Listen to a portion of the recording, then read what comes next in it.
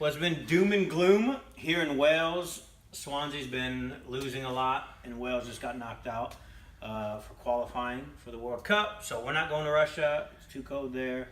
But it's been a bad 2 weeks. It's been a bad 2 weeks, but hopefully this weekend we can get 3 points.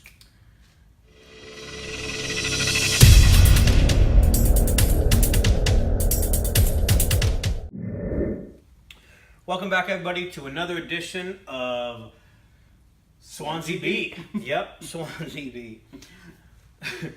Welcome back, everybody. Welcome to another edition of Swansea Beat. I'm Dustin Rubio. I'm Alex Thomas. Right, Alex, let's go back a couple weeks. We've been having international break, so everybody's been out. No Premier League. 2 weeks ago, we played West Ham. Yep. What happened? We lost. Yeah. I'm only going to say one positive. It wasn't as bad as I predicted. I predicted 3-1 West Ham. Right. And only ended 1-0. That's the one positive. On the other hand, another 90th minute goal conceded. And I pointed out this guy in the last video on my own. I said Masuaku, he's in a threat. He assisted the goal. Sacco scored. A person I forgot to mention who was a big threat against Swans. Yeah. Came on as a sub, scored. Frustration is not the word, but very preventable goal in my opinion. Yeah. Giving them too much space. Good runs by West Ham, but I felt like we left there. I think we deserved to draw, but hey, I guess that's a controversial biased Swansea fan thing to say. Yeah. But it's where we needed, Yeah. We need a win. Yeah. You know what I'm saying? Like, we need a win. But we had, one shot on target? Yeah, one shot Again? on target. And it's such a bad attack at the moment. I just, at the moment, we can't do anything until January. And I'm just like, how do we temporarily fix this? And I'm just like, I got no idea in my head. I just don't. Right, so on Twitter, you can see in social media, a lot of people, not a lot of people, but you can already start to see and hear the murmuring and the shouts for Clement being sacked. Yeah. Where are you with everything? I'm so mixed at the moment, honestly. Half of me says we don't have time to mess around anymore. We need a change. On the other hand, I just go back, look at what Clement did last year, like last season. Within 6 months, he turned it all around for us. We ended, I think, like 15th or something like that. You know, it ended off being an okay-ish season, but at the moment, I just don't. I think it's just silly mistakes in every game we make, like silly substitutions. For the past 4 games, I thought Clement would be on tonight. I'd be like, okay, I'm not going to make that mistake again.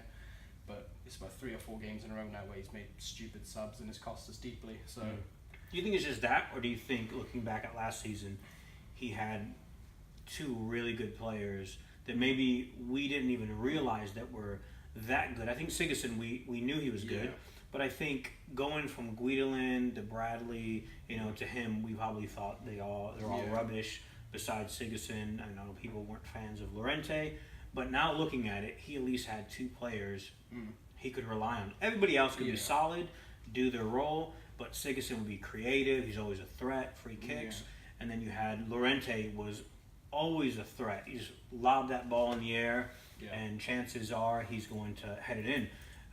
Would you say that the difference now is we don't really have those sort of key players? Yeah, there is. When you look at the lineup that we have, there's no particular star player at the moment for us. The only one star player I can think of is a person who doesn't score goals, and that's Messer. I think, people have controversial thoughts about him. I'm just like, but at the moment, he's our most experienced probably, and our best passer on our field. Sanchez isn't living up to his name at the moment. We keep saying give him time, but how much time can we give him? How much time would you say? Another game, another bad performance? Doesn't start? I'm just like, if you do, ever since he debuted against Newcastle, I feel like, we've been protecting him quite a lot. We're like, just give him time. Yeah. But what happens when we're 20 games in and he's still having a bad run? I'm just like, we need to I feel now, start looking into January straight away. I feel like a Cam, a Sigurdsson, an actual Sigurdsson replacement needs to come in, and a striker. Even though we're all excited about Wilfred Bonny coming back, we were so hyped about it. We were just like, and he's been a letdown. He has, he's not the same person he used to be, and now I think Swans fans are getting haunted by that now. They're just like, we have no goal scorer, you know, on pitch. So, you know, I feel for Clement. Maybe, you know, he feels like he hasn't got the right investments in. Maybe he's like, give me till January, I'll sign a good few players, I'll do it. But if he keeps on getting these losses where we feel we need to win, we can't rely on that. We can't rely on another 6 months or like 5 months. Would do you think the board would say to him if he says, "Well, I need proper investment into the team"? Because you look back at our first episode with the transfer deadline day. I mean, we were ecstatic. Most of the Swans fans were, and for me, I would have felt like this is the best business we've done in a long time. So for me, I think in all fairness, I would probably be like, well, we have invested. Maybe some of those didn't pan out the way we wanted them to. Some of them were kind of let down. The Sanchez not performing the right way or the way we need him to. And then Boney, I don't really ever see him get a touch in the box. You know, he's never even really in the box. And, you know, we need somebody with pace or whatever. I mean, but I think with Clement, something I said a few episodes ago, I said if we had a bad, if we didn't win against Newcastle and the West Ham match, in the Watford one, I said this is going to show what our season is going to be, and I'm going to say it now. If we lose this next match, I don't want to say I think Clement. Who else is going to be out there really? Who's going to want to come to us? That's the big thing. Who's going to want to come to us now? Because last year we were in a relegation battle. We lost our 2 best players, and our team isn't performing. Who's going to want to come that's experienced, who's good? And I just think I don't want to get rid of Clement, yet. But like you said, we cannot be 15, 20 games in and being like, we're going down, like nothing's really changed. I'm all for him, but I think if we lose this is supposed to be the run of games where we grab a lot of points, and we haven't had one, but besides the Spurs one, and that was, for me, that was desperation, trying not to get scored on, and we did good. Well, it was typical Swans to show up against big teams and lose against small teams. Yeah. It was a typical Swans. But you can't rely on those sort of things, because a lot of the top teams now, this is the strongest they've been in a couple seasons. I think the one thing we don't want is to rely on other teams losing for us to get points. I think against big teams, we don't win, we get draws. And we lose the other games. I'm like, we can't rely on 10 draws or 20 draws this season, because that's going to be, 20 points. We need 40, we need wins desperately. We definitely, in my opinion, we have to win this match. Like, even the draw, for me, would be like a loss. Especially if it's a 0-0. It'd be like a loss. I don't mean to make a horrible prediction, but if we lose this game, I can just honestly see Clement being sacked. I don't want to be doom and gloom about it, but I'm just like, Swans fans are getting frustrated. I'd imagine the board are getting very frustrated right now. They're probably like, we brought you in for a reason. We invested in the Sanchez. We invested in the Klukas. We broke a transfer record for you. For you to end mid-table or wherever the board felt they needed to go. And at the moment, Clement's not delivering. And it's not just Clement, it's the squad as well who are not delivering. We're not going to blame Clement, because at the end of the day, you can only work with the players you got. I think we either got one choice. We either got have a rough few months, wait till January and hope for the best, we get some great signings in, or bring in a new manager and change it up, and hopefully that new manager can bring it in. Hashtag Ancelotti in. It'd be crazy. I could see them maybe having to call up Alan Curtis again. I mean, as an interim manager, who would they get? And Chris Coleman. Chris Coleman. Yeah, that's not a bad shout. Forget Wales. We're out now. But yeah, so I don't know. I think I'm not one of those guys who want to turn on a manager, But I think for us, it's it's not like we're saying Clement out. We're just saying Clement improve. Before the worst happens to you. And I think as well, he already now, he's one game away from, I know we're talking about it now, and a lot of people are having this conversation, but I think he's one loss away, especially this next one, from it. Like, I'm pretty sure like it becoming almost a reality where you're going to start hearing pundits talk about it. Because I think right now you're hearing fans talk about it. You know, you're hearing frustrated fans.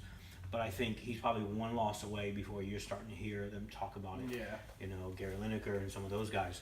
But yeah, so what do we do? But let's hope this weekend against Huddersfield Town is much better. Yeah. So you got a formation? Yeah, I've got a formation ready. Do you want me to preview Huddersfield first, what they're like? Yeah, go for it. So, Huddersfield, they got off to a flying start in the Premier League. Yeah, they have. They got 2 wins in a row. They beat Crystal Palace 3-0. Not hard, but hey, Swans didn't manage 3-0, so whatever. Beat Newcastle at home, but they haven't won a Premier League game since then. So, they haven't won since, they haven't won a Premier League game since Newcastle. They won their first 3 games of the season, which is Crystal Palace, Newcastle, and then a cup game against Rotherham. Otherwise, they haven't won since then. They've only taken away 3 points since then, so not very good for them, to be honest with you. And they're struggling up front as well, just like us, which is great at the moment. They've only managed 1 goal in 6 games, but defensively they seem quite sound. That's the one thing that really annoys me about them. We're not sound. They're sound. And they have a really good midfield. I'm scared for that midfield. They're ahead of us obviously in points. They've got 2 wins, 3 draws, 2 losses. Swans, 1 win, 2 draws. Not going good for us at the moment. Not at all. Formation wise, they play a 4-2-3-1. Threats for this game. If you've not heard of him, Aaron Moy. He got signed from Manchester City in the summer. He scored a screamer on the first day of the season. They got a guy called Kachunga, who's a winger, powerful, pacey, Swans' worst nightmare, basically. And for set pieces, they've got a big boy called Jorgensen at the back for them. I think he's 6'3", massive centre back, and he's capable of a good header or 2. So, let's just hope we don't concede many corners to Huddersfield this weekend. I'm not looking forward to it. Me neither. But if I was going to say the one big threat, it would be Matthias Jorgensen. Now, what about us? What can we offer going up against them? What kind of formation are you thinking about? Let me just show you. So I said Huddersfield go for 4-2-3-1. I pretty much want to play copycat with that. So let's go with the lineup. Obviously, number 1, Fabianski. Usual defence, Norton, Mawson, Fernandez, Olsen. I feel we have nothing else to offer as Bartley's out at the moment, and I feel Van der Horn is one of those players who comes in when there's only 5 at the back. 2 central defensive mids, Messer, key man. I didn't put Britain for all those people who are protesting Britain needs to play every game. No, I put Carroll there. I feel he's too good not to be played, I feel, at the moment. I think he's our only good influence on the field. I played wingers. We need wingers.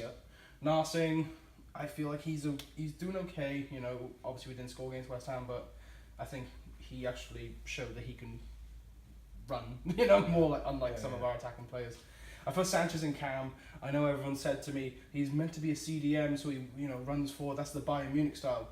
We're not Bayern Munich. We're Swans. At the end of the day, where we need a Cam, we need someone to replace Sigurdsson, and Sanchez needs to step up in that role. Jordan Ayew on the left, and I know he usually plays striker, but the only other players that are really available, I would say, is Klukas, which at the moment he's not having a good run. Routledge, he's a bench player at best. And people are saying Nathan Dyer. He's just come back from injury, so I can see him being benched and maybe coming on later in the game. And up front, Tammy, no Bonnie. Why? He's been atrocious. He's been terrible. He hasn't performed the way we wanted. And I feel like Tammy is the one who... Well, isn't he the only player who's scored for us so far, except Ayew? Ayew. Yes. Ayew scored once against Palace, and then Tammy scored twice. So I feel like we need to have our best goal scorer with 2 goals on the pitch. And I'm not even confident, especially because our shots on target are extremely low. I wouldn't disagree with anything really on here, from players to formation.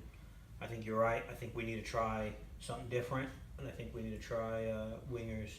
And I wouldn't even be mad at it. And look, if we're not offering anything by halftime, even like 50, 60 minutes in, if Dye is fit to play, I wouldn't mind putting him on there if he's not doing anything. And even Routledge, I know it's a throwback, 2 years ago, but You know, I think this formation is a throwback to years ago. We used to play this formation quite a lot. Yeah. Obviously, we had a lot better players back then, but I feel like this formation still can work. You know, Huddersfield are proof of that at the moment. Yeah. So, prediction? What do you think? We haven't really done well at home this season, so as a Swansea fan, like biased, I'd like to see a 1-0 win. I don't see us getting higher. How about we do like this? What does your what is your heart? What does your heart say, and what does your head say? My biased head and my heart. Yeah. So my biased side of me says 1-0 Swans. The biasness is the heart. Yeah. So what does your heart say? Right. Okay. So I'd say 1-0 Swans. My head, knowing the knowledge of Huddersfield and how bad our players are at the moment, I don't want to sound bad, 3-0 Huddersfield. Really? Yeah, I just feel like this is their time to get their first win in 6 games. Right. Okay. I agree with you in the heart. I would say my heart says 1-0 Swans. It'll be a fluke goal. I couldn't see us doing anything amazing. I'm hoping this is the game where it is amazing. But if we win, I would say 1-0. But my head says, honestly, 1-0 Huddersfield. Yeah. Yeah, I think they'll... Actually, I'll be nice. I'll say 2-0 Huddersfield because, I'm hoping we can actually stop them from getting 3 goals. I think if we get scored on, especially if it's in the first half, I can see Clement maybe just going 3 in the back, making trying to stupid defend. Substitutions. Yeah, or even that would even be stupid as well. It's just we're already down and being like, let's just defend. Like what? Defend the loss to 1-0. But yeah, I would say somebody will win 1-0. I don't see it being a draw. But hey, let's be positive. Let's live in hope. Let's try and believe our hearts. It's going to be 1-0 Swans. So thank you everybody for watching this video. Please like, please share this video, please subscribe. I've been Alex Thomas. Dustin Rubio. And we'll see you in the next episode.